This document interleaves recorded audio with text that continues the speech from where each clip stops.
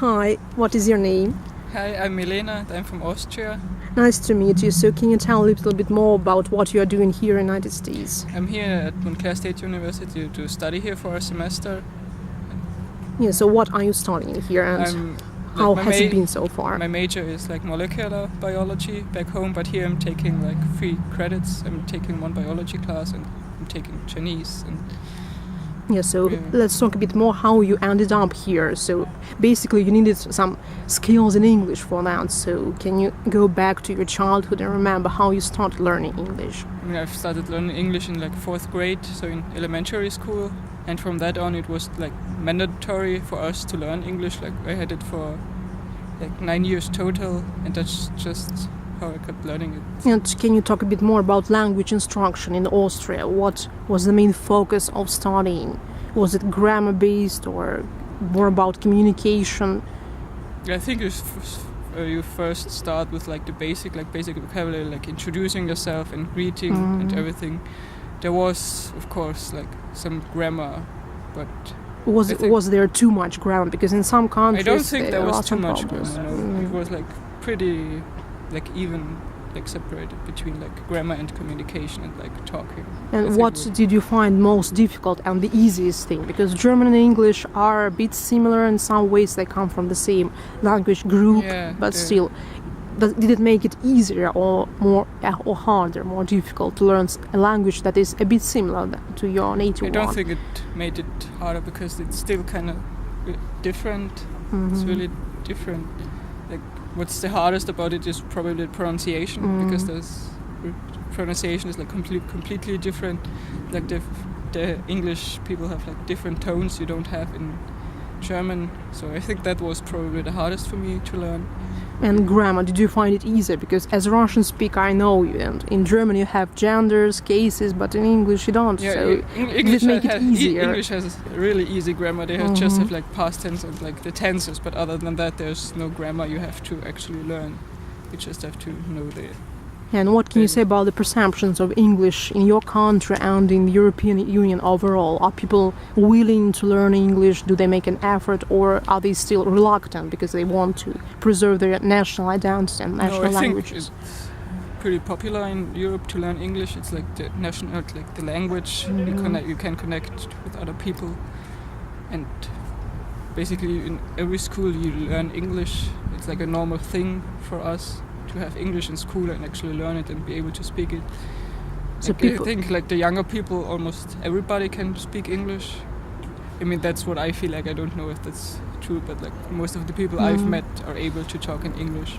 You mean in your country or in the European Union overall?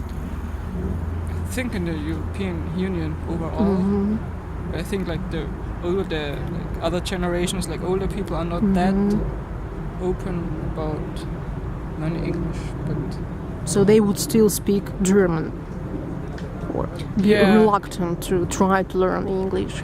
I don't think that they would probably like to speak English, but they just never learned it, and so they can't do it. And like learning a language when it's like the easiest when you're young, and so. And back at school, did you have a lot of chances to practice English outside the classroom? Because this is what can be difficult. But in Europe, it might be a little bit easier because you have tourist people coming from other places in the world. I've never actually really had the chance to practice English outside school. Like we went to Great Britain once with school, like to practice, but it was only for a week, so it was not too much to practice it. We only practiced in class, basically. And can you tell a bit more about this traveling experience? What was it like to travel to an English-speaking country? Was it really a big deal to travel there, or was it just something quite normal, quite usual? And what kind of challenges, or if any, were there being there in this environment?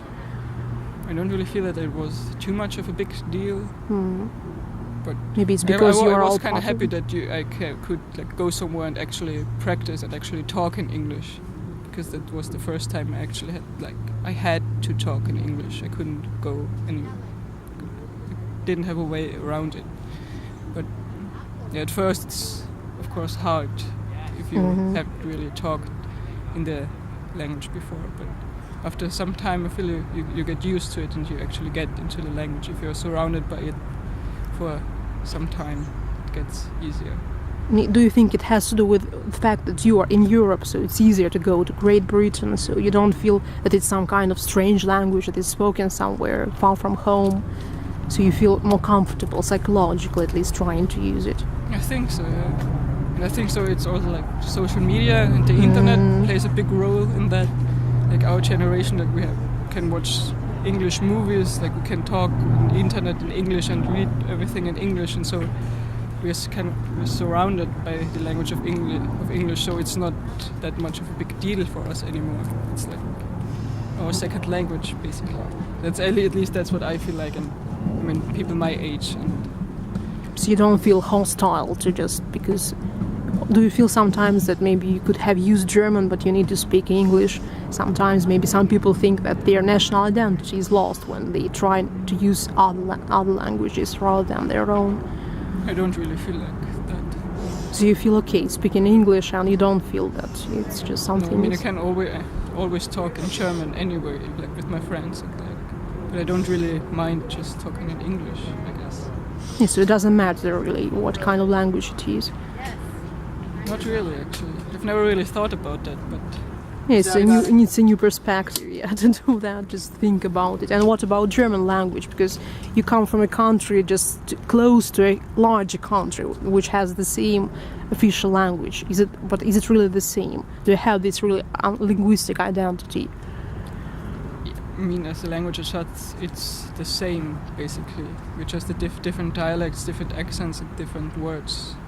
But, like, basically it's the same, I guess. So there is nothing that you say can be Austrian. So you speak it and you know this person is Austrian, but not German. You hear that, you can. So it's just the pronunciation, not just the vocabulary or the language use.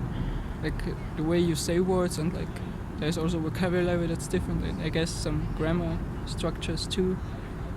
Like there are some sayings you can use in Austria, but people in Germany wouldn't understand that. Even though, like, I didn't even know that before, but for me it's like a general saying, but if you talk to a German person and they're like, what do you mean by that? Even though it's like completely normal for me. Yeah, so you understand each other, but some things you don't understand, you fail to understand if you come from this part. Yeah, but not that many things. But you still feel this similarity or some kind of relevance with Germany because you speak the same language. Do you think that the same language can really bring people together to different nations, even though neighboring ones? In a way it does, because you share a language, and language is like a big issue in our life. So Austria still like doesn't want to belong to Germany, like be too much. Yeah, but you have the same language, so it becomes a problem in trying to isolate yourself, having the same language. Yeah, but we are a country of our own, and even though Germany is that much bigger, we're still a nice country. Of course, every country has some beautiful things to show to the world. And what kind of difficulties are you having now that you are in the USA in terms of language, in terms of cultural accommodation to the environment? Are you experiencing any difficulties? First of all, in terms of language, we are speaking about bilingual life. Was it easy to make this transition? Because sometimes you can go days without being able to speak your native language too much. And do you feel really uncomfortable? Not really had that much of a big problem talking in English here, because I got used to it pretty quickly, and it was kind of easy. Like, I still talk German a lot, like when I talk to my mom or to any of the other Austrians around here, I still get to talk German. It didn't really pose a big problem for me to get into the new language. And have you had any misunderstandings, maybe linguistic, cultural ones, when you speak English? Because people hear your accent, they know that you are not from here, at least. So was it any problem sometimes trying to make friends or meet new people because of that? No, not really. I feel like there's so many like international people here anyway, like in the US it's normal if that you're from another country, and there are also a lot of Americans that have an accent, and like so it's not a big deal for you to be from somewhere else, I guess. Yeah, so and here, what are your plans while you're here? And how much English do you think you will be using after you leave this country?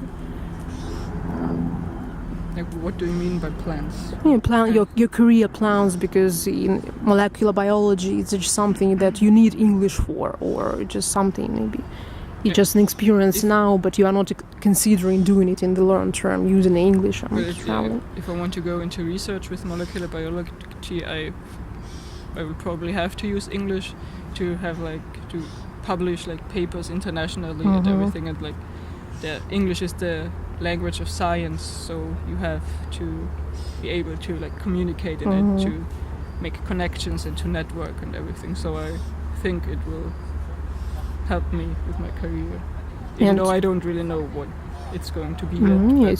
It seems just too long from now. Yeah, even though it's not that long anymore, but time flies very quickly.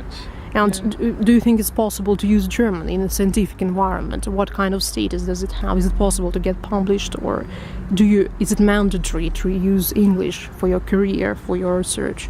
I think you could technically publish also in German, but you wouldn't get that much of acknowledgements and even though Germany is one of the leaders, economic leaders at least in the United European Union, but it doesn't make Germany a priority.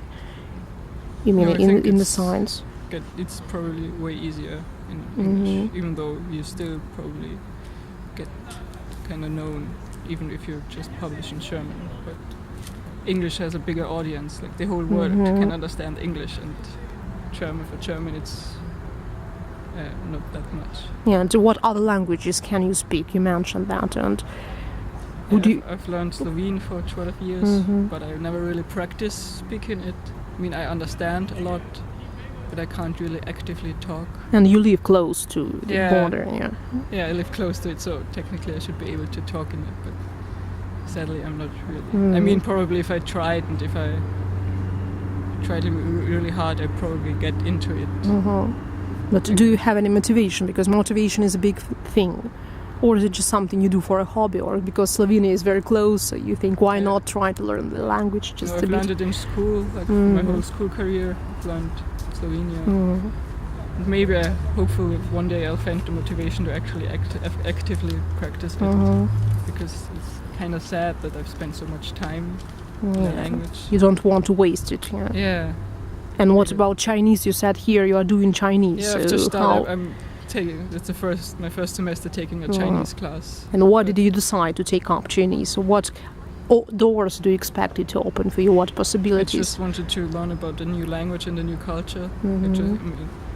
Chinese is a big language, a big word language, and maybe I can understand some science. If I see Chinese science somewhere, maybe I could understand a little. And how have you been doing so far in Chinese? It's hard because you have the different tones and everything and the characters. It's hard, but it's kind of fun to learn something completely new, because it's completely different than any other language I've learned so far. But it's been fun. I like it. And as a European, do you think you need to learn some other languages, or do you think an average European can only speak English and that's all? Do you think there is a need to learn more languages in the European Union at least? Because you are surrounded by all kinds of languages, everything's very close, you move from one country to another, language practice is not so difficult. I mean, you can get around with English a lot, but for you personally, it's probably, if you want to live in a country, it's probably nice to know the native language, because then you actually feel like you belong here and you feel more into living there. So if you want to go abroad or anything, it's probably nice if you know the language. Even within European Union. Yeah. It's easier. It's like lingua franca, so you just can use it with everyone. Yeah, because we really have a lot of languages in Europe. Yeah, but English seems to be the most important one. It has to be the one. So I wish you all the success here, and I hope you enjoy your stay here and your studies here at Montclair State University. So good luck to you and nice meeting you. Thank you. Yeah, thank you. Bye.